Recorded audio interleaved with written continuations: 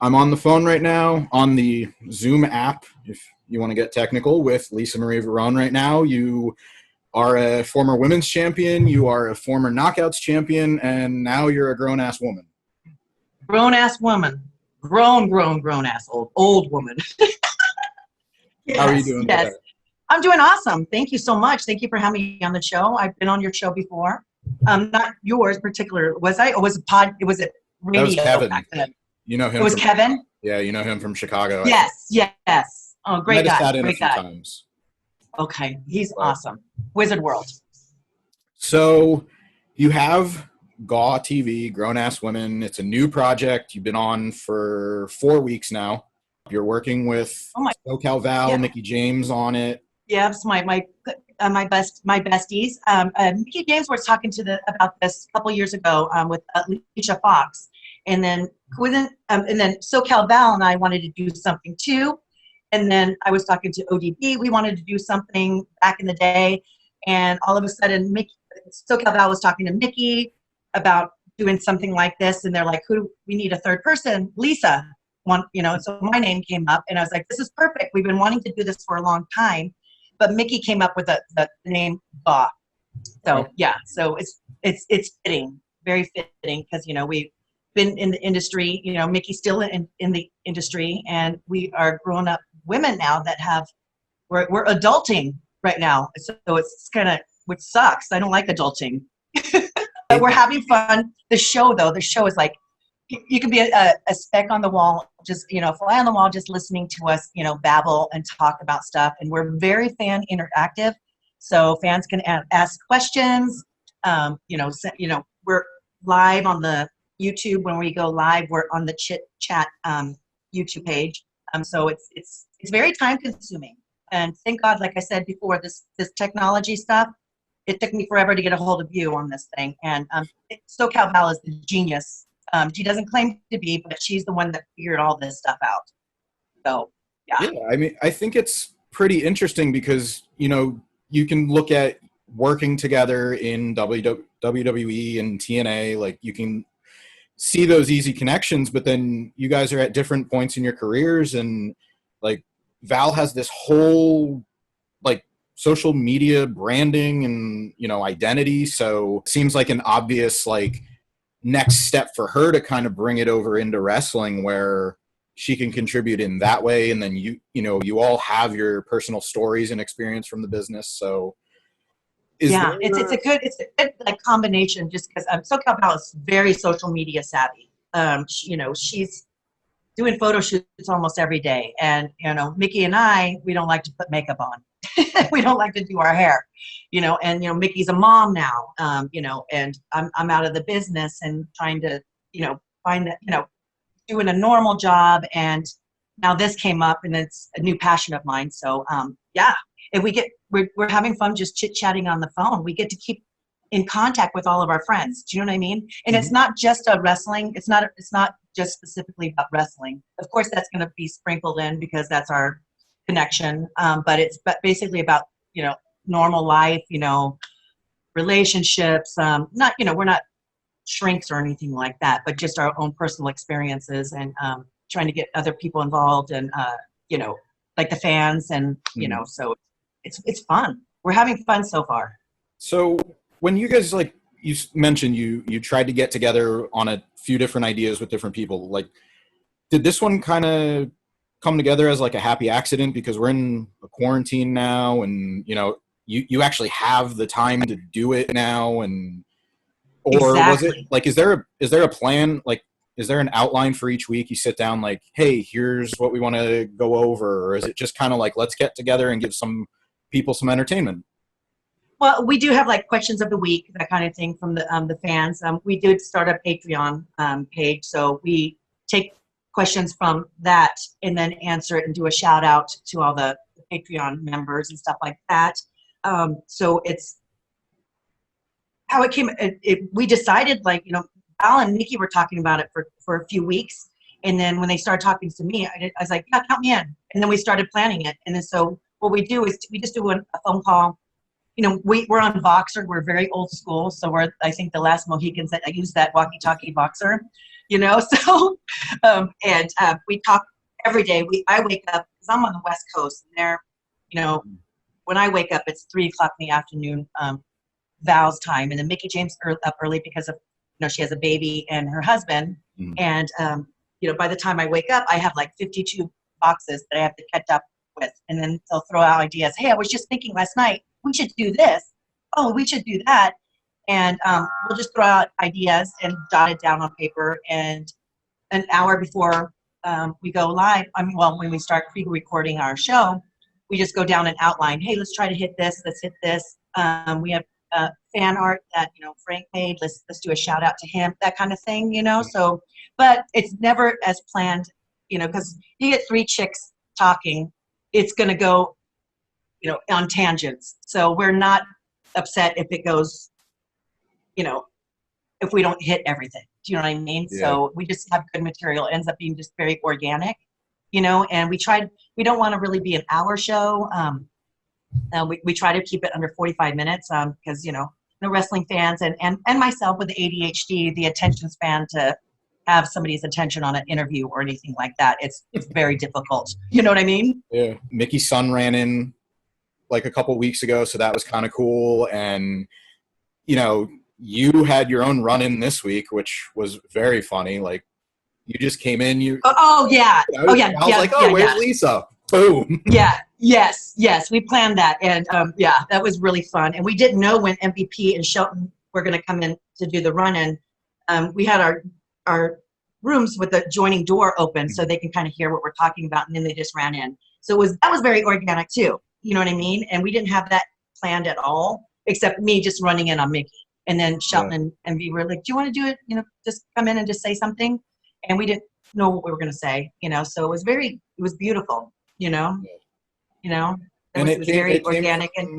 It came from Beast and Shad bringing us together, Yeah, which is also, again, like not something you can really plan for. You guys were together for a traumatic experience, but, sharing that together, not only at, the memorial, like, I forget who shared the picture, but you guys had that group photo, and then you guys get to do it this way.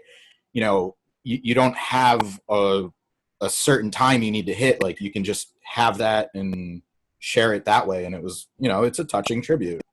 It was very touching. It was very, and it was shocking, the memorial, like how many people came out, and it was amazing to be, there was a wrestling section, there was MMA section, then Hollywood entertainment people, and, then his friends and family and stuff like that. And the Gold's Gym members, it was just it's amazing how many people he had in his life, from different avenues and everything like that.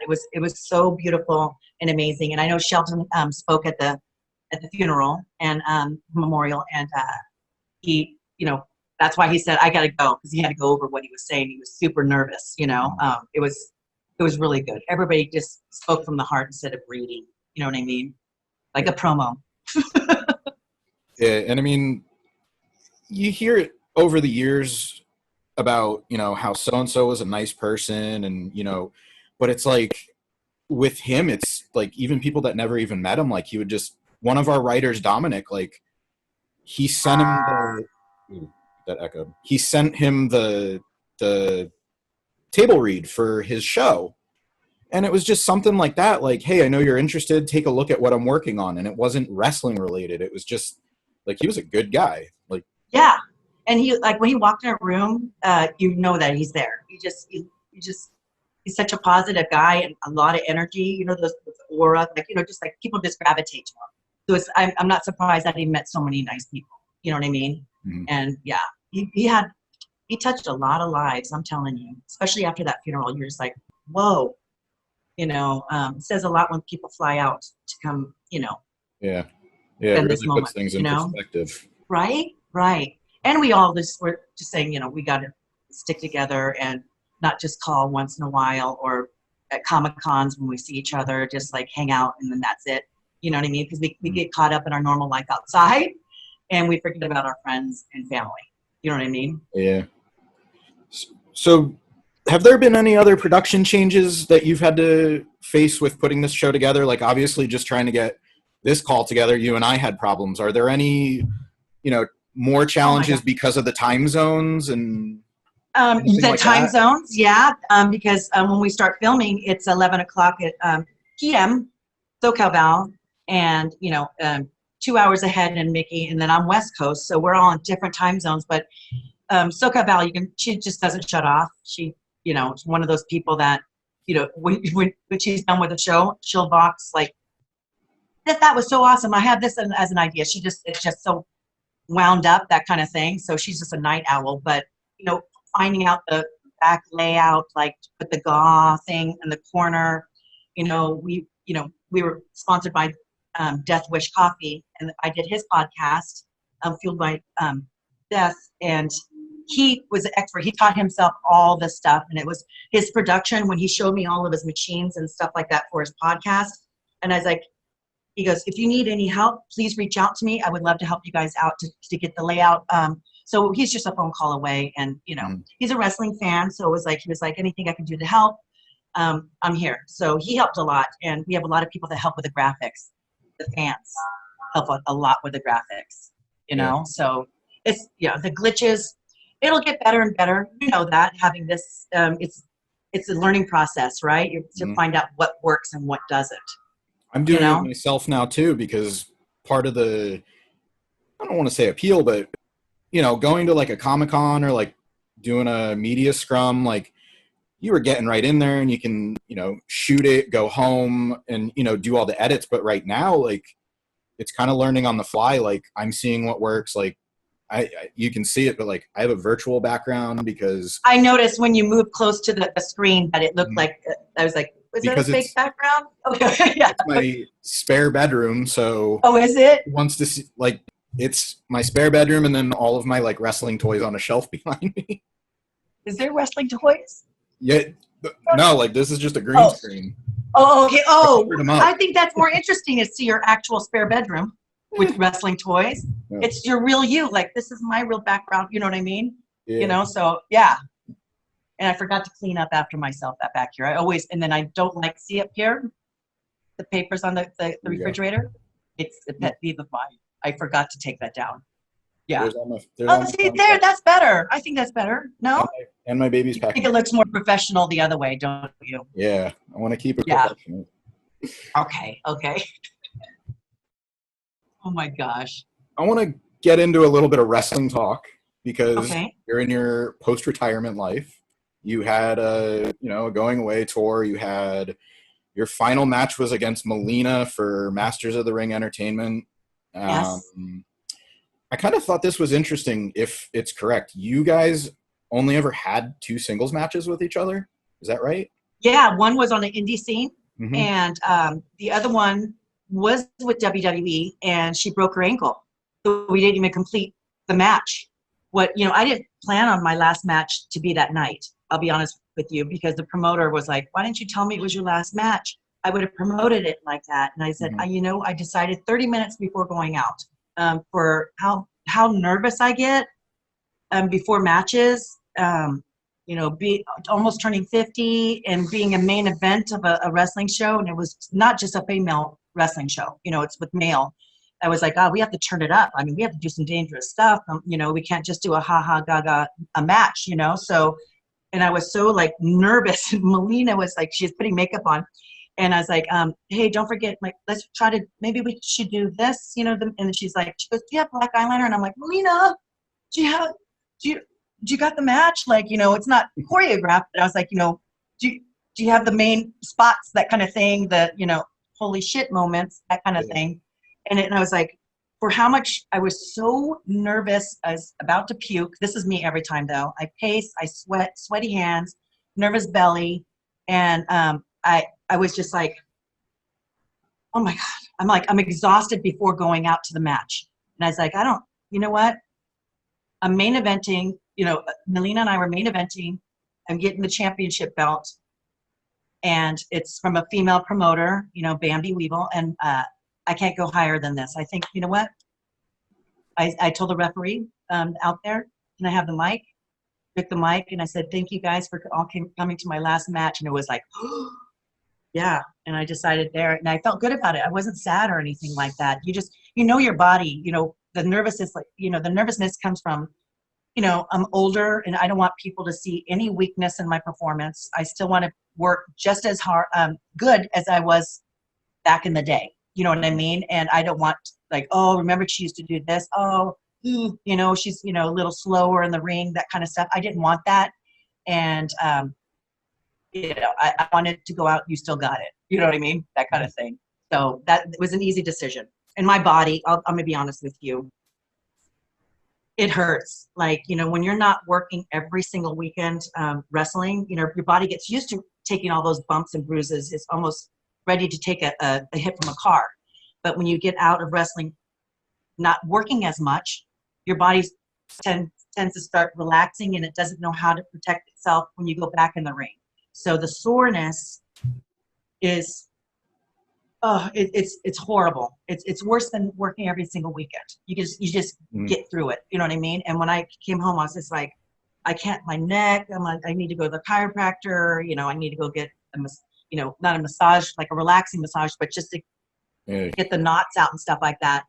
I was just like, I knew my time was coming just because the indies, when I was working the indies, they work a different style. And a lot of people were like, oh, I want you to face this girl. And it was like a big girl versus big girl. And I was always the bigger girl in the scenario. And all my moves are power moves. And I'm not entertained seeing big guy versus big guy.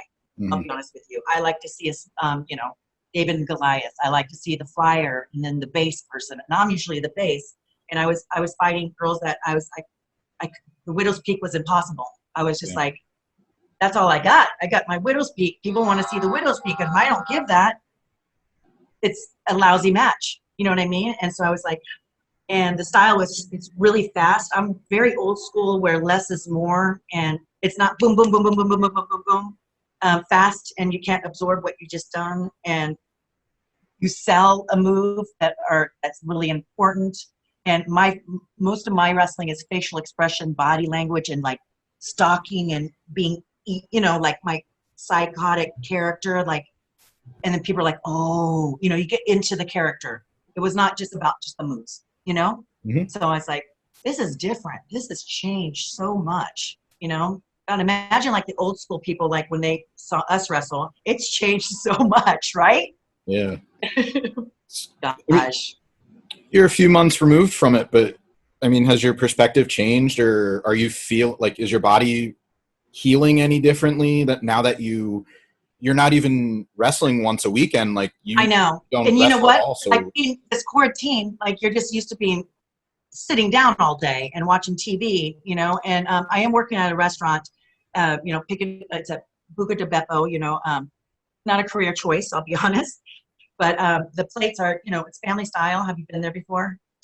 Mm-hmm. Yeah, the plates are extremely heavy, and it's you don't get to sit down, and you're on your feet, 5 hours a day, and you're just constantly busting your butt, that kind of thing. And I'm sore, a different kind of soreness. I have to take a bath in Epsom salt after work. Like my feet are killing me, and I have special, the shoes that have the memory foam. And so my respect, even though I did waitressing back in the day, and cocktail waitressing and bartending and restaurant owner, that kind of thing, it's completely different when you're just a server. You know what I mean? And you're just hustling. And our building is different rooms, so kitchen's way over here. The dishes are over here. It's a constant relay race. It's an obstacle course. And I come home sore from that. And I can't imagine taking a bump again. Like that first bump, you're always scared to take that first bump anyways. Like just that knowing how to tuck your neck and like, get your body ready to like get your elbows correct. And you know what I mean? I'd be to take a first bump going back. That's gonna be scary. So it's safe to say you're retired? Yeah. I mean, I don't want to say it happened at the right time, but I mean, you went out on top, your choice, and then the pandemic and all the stuff that's going on. So does that remove any of the, you said you didn't have any doubt, but does that remove any of it? Like now that you can't go wrestle? I I still have no regrets at all. At all. Yeah. Mhm. I honestly, I thought like people were going to think, they always ask, oh, do you miss it?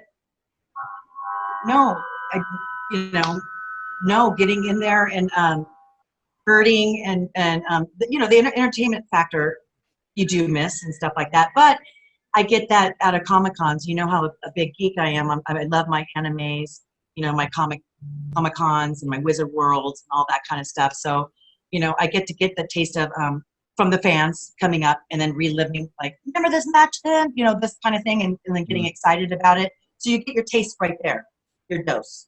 Yeah. You know? And I know Val was on it. Was it you or Mickie that was doing like a virtual Comic-Con? I was supposed to do it. They called me, and I was working, and I was trying to get somebody to cover my shift, but a lot of the people did not come back to the restaurant, so there were the phone calls was very limited, and I'm not the one person to go, I can't make it. He's, in talking about the virtual cons and GAW, like, and you owned the squared circle, so you had that like host atmosphere, like you're still getting that interaction with fans. It's just not wrestling in-ring performer fan outside watching. So, like you still get that satisfaction. It's just in a different form now. And, and you also have your health to consider. So exactly, you're still getting that high, and it's more interaction with the fans here because you do a match, you're out there for 5 to 10 minutes, if we're lucky, 10 minutes. Back in our day, 5 minutes, was the norm, and we don't have a set limit, and we are doing other stuff, videotaping stuff for our show on our days off. So it's not just one day we're working. We are working every single day on the show. You know what I mean? Coming up with new ideas and, ooh, I have an idea. This is going to be my sneak peek for next week. Val talked me into doing my own Patreon to do, like membership thing and do exclusive stuff. And we're doing our GAW TV exclusive Patreon. So be sure to check that out. But and hopefully this shows a success. We really have confidence that it's going to be big because we're getting a lot of positive feedback about it, and and then old wrestlers are calling, hey, why am I not on the show? You know what I mean? Yeah. So, and that's cool, right? Yeah, I think you're going to see, you guys have all these years of experience and different stories, different takes on things. So. And it's not just for women. Like I've watched 3 weeks. I've watched live. I've been in the chat. So what's your chat room name? I went under the WrestleZone handle on YouTube. Oh, I did. And you know what? I don't usually comment because sometimes I don't want people to think I was like plugging our site. So I just kind of like watch. No, you can comment. Come on. But I always sit. And, don't forget, like you said, it's not about a girl's show. I think, Mickie James and I are big-time tomboys. So I think, we're like one of the boys. And then I think SoCal now is the girly girl. Can you tell? So it's like I think, well, when I have more guy friends than girlfriends in real life. Do you know what I mean? That's just how, I have 3 older brothers. What do you want? Mm-hmm. So, yeah, it's not just for girls. You're right. Yeah.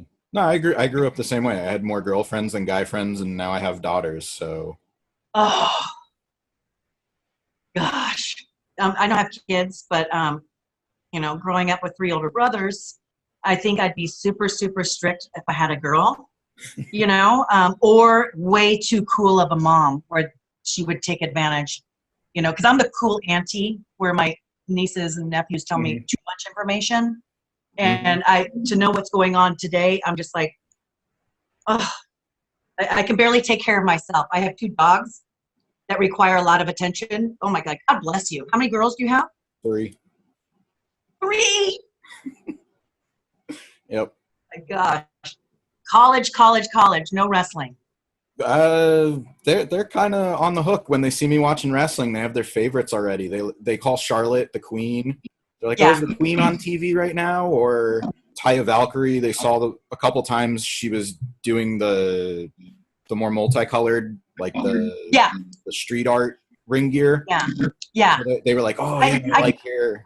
She's awesome. Yeah, I got to wrestle her in the indies. Not her. We were tag teams. We never got to wrestle against each other, and that was a shame about that, because she's a great girl. I mean, very talented, and an awesome personality too. You like to work with your good friends, you know what I mean? Mm-hmm. But tell your daughters golf is the key. Great money in golf. If I can go back, I would have taken golf lessons as a kid. I wish I could learn how to do it, but I'm a baseball player, so I always broke my wrists. Never. Hold on, because I came from baseball and softball, and so to change your swing and everything like that was very difficult, because we were wanting to hit far and hard, right, instead of accuracy and stuff like that. Yeah, it's a lot to learn, but yeah, I was taking lessons from a girl, Maya, and she taught me how to. It was just a couple lessons, and she's not very expensive. I did a group lesson, so 8 people would be in there, and she'll jump person to person, and she's amazing. She's out here in La Jolla, and I learned a lot. There is hope for you being an ex-baseball player. I'm telling you. Yeah.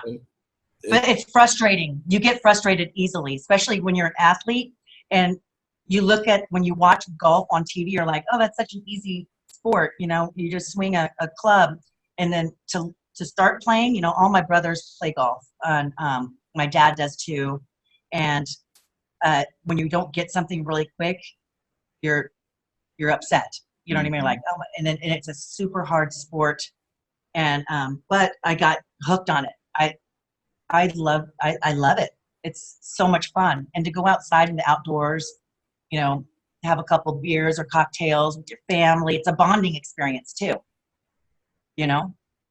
I've always wanted to pick it up, and all of those things, like you're outdoors, you're with your friends. It's an easygoing game, and I would always get frustrated. Like, I had a driving range near where I lived at the time, and I'd get so upset. I'd be like, I'm like, easy to pick up, difficult to master. But I was like, this is a whole different mind game.